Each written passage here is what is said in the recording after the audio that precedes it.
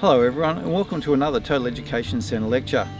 My name is Bruce Pattinson. I'd like to remind you that these lectures are brought to you free, so if you'd like to help us out, please press the like button below, leave a comment, any questions you have we're happy to answer.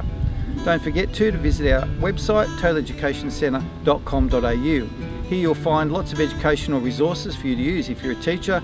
There are teaching units on this topic. There are also student lecture notes on this topic that add to the discussions that we're having here. We hope you enjoy this lecture and you're looking forward to it. Thank you. Hello and welcome to a Total Education Centre lecture. Today I'm talking to you about Robert Frost's Mending Wall, one of my favourite Robert Frost poems. And Mending Wall is certainly, probably other than The Road Not Taken, Robert Frost's most well-known poem. It certainly is a classic and one well worth studying, and I think you'll enjoy writing about it for your HSC. It starts off, something there is that doesn't love a wall. And of course everybody knows and loves that phrase, and we'll read the last stanza a little bit later on because that too is very famous. I'd just like to read you very quickly a brief piece about Mending Wall and about what Robert Frost critics thought about it. It says, many of Frost's readers are content to enjoy his precisely recorded observations of little noticed details in the appearance of natural objects and the behaviour of rural characters. But his poetry offers much more. From the beginning of his literary career, he endowed his rural imagery with a symbolic and even metaphysical meaning.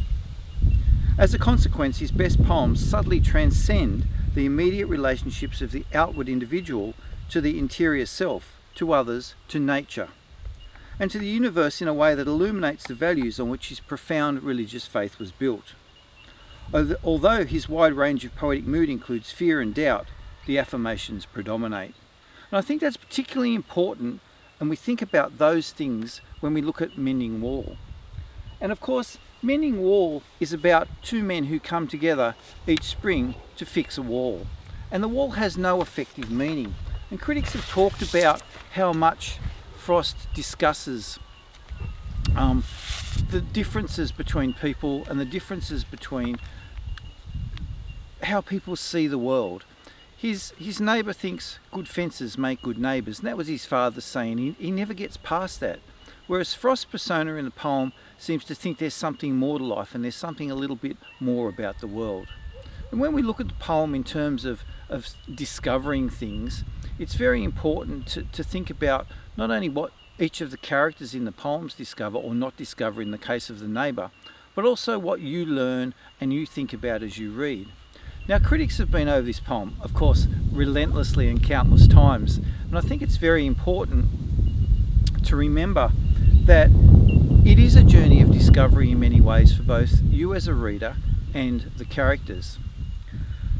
The obvious things that we learn as we read through this poem, of course, is the conclusion there are no good reasons to renew the wall, and he can't really work out why he is renewing the wall, and he goes through and lists in the poem the many differences and many different ways that the wall is affected by nature. And I think this goes back to the original quote I read you, where the power of nature, and Frost sees the power of nature as particularly important in life and particularly important especially in this poem. They come together each spring to renew the barrier, and the barrier is pointless because one has apple trees and one has pine trees, and they certainly don't get in and affect each other in any particular way, shape or form. He discovers as he goes through the poem there's a little bit of a mischievous side to Frost's persona in this one, and we get that through the mentions of the elves and the idea of the Neanderthal man, and a little bit of cheekiness comes out in that poem, and that's part of his nature too. It's important to think about in this poem that the two people, the neighbour and Frost persona, have the same experience, yet they see the world in two completely different ways. Frost can't see the use of the wall, and yet the neighbour sees the use of the wall as being particularly important. It's the same wall, it's just seen from different ways. Now, critics have talked about the meaning of this, the less literal meaning, of course, than this. Now, the figurative meaning can mean many things to many people. Some critics suggest that we discover as we read the poem the differences in the Cold War and the difference between capitalism and communism, and the separation of those despite both theories being representative of humanity. And Frost may perhaps be saying here that humanity is more important than any ideology. And it's up to you to think about that definition. Of course, it's also more than this. It's also could be, and other critics have suggested, it's about human relationships. And I'll just read you a little section from my notes which are available on the website. Other readers suggest Frost is discussing human relationships and the divides between people and how insignificant and artificial they are. He suggests that the boundaries we create are constructed by ourselves, often incomplete or misunderstood positions. And that's just a little excerpt from the notes that are available on the website. Now, another meaning and another certainly critical analysis can be constructed around the idea that the blind following of tradition, as the man does. His father had always repaired the wall. He sees good fences make good neighbours. That blind following of tradition is incorrect, and Frost sees that we need to move with the times and change the way we do things, and certainly we can make differences in that respect. The unthinking position is damaging, and Frost says this when he calls the man Neanderthal, and that unthinking position, the position where you just do things out of tradition and do things out of that basic representation, is very important to him, but it doesn't help the world, and the rebuilding of the wall is a very negative thing. The other thing that I like to think about when I look at this poem, and you might discover on the way through yourself, is that the concept of the poem is very clearly about the power of nature, and that man is basically powerless against nature. I mean, we come through every year and the wall's destroyed by nature. He talks about the ice, the dogs, and all the water, and all those things that tend to knock the wall down. And nature doesn't want the wall. And I think that's what comes through most strongly in the poem, despite all those other things that you can read into the poem, that the idea of nature is being extremely powerful, and that despite the strength of tradition, that the wall eventually will fall. It doesn't matter what happens, nature will win in the end. And if we look at that, it's Frost's use of the five senses and the natural world that comes through so significantly in that poem.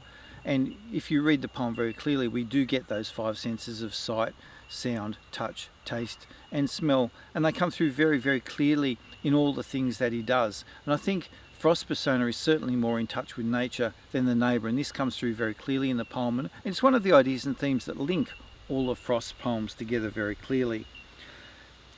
He's saying really that it's not reciting the platitudes, and if we look very carefully at that last stanza where he writes, "Good fences make good neighbours," Frost doesn't recite that platitude, he questions that platitude, and I think that's what he wants the reader to do, and that's something that you can discover on the way through yourself. And I think that significantly we get much out of this poem, and it's a very interesting poem to read. You can work your way through each of the individual stanzas. Frost brings up very specific points in each of them. Remember, this is just a basic outline of what to look for in the poem. It's important that you figure out yourself some sort of significance and meaning for you and what you discover in the poem. It may be one of the things I've mentioned. It may be something very, very different. The notes in the lecture that we have on the website will certainly help you, and there's other resources for you to use. But really, that's a basic outline of Mending Wall in terms of discovery and what the poem's about. I hope this lecture's helped you. Don't forget, my name's Bruce Pattinson. I'm from totaleducationcentre.com.au. If you have any questions, or you have any certainly other issues to talk about this poem, you can contact us through the YouTube channel, and we're only too happy to help you or answer any questions you have. Goodbye.